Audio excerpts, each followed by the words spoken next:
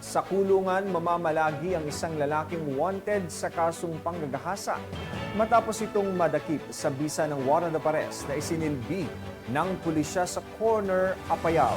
Yan ang report ni Pacho Woman Mayra Birana. Apayao Cups ang top 2 most wanted person na regional level sa kasong 2 counts rape at sexual abuse sa Corner Apayao nito lamang ika-9 ng Hulyo taong kasalukuyan.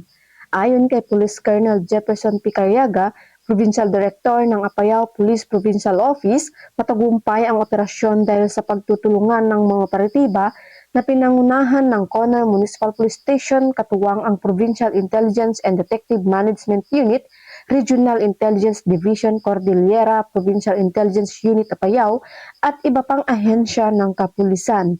Timbog ang suspek sa bisa ng warrant of arrest sa kasong sexual abuse under Section 5B of Article 3 ng RA 7610 at sa 2 counts rape sa ilalim ng Article 266A kaugnay sa Article 266B ng Revised Penal Code na inihain sa Regional Trial Court Luna Branch Apayao na walang inirekomendang piyansa.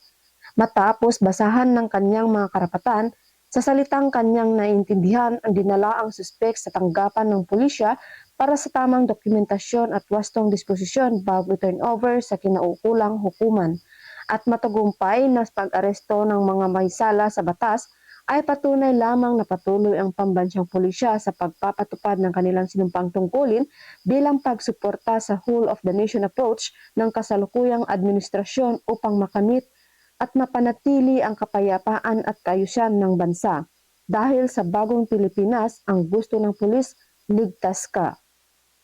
Mula dito sa Apayao Police Provincial Office, ako ang inyong PNN correspondent, Pato Woman Mayra Birana, alagad ng batas, taga-taguyod ng Balitang Pulis.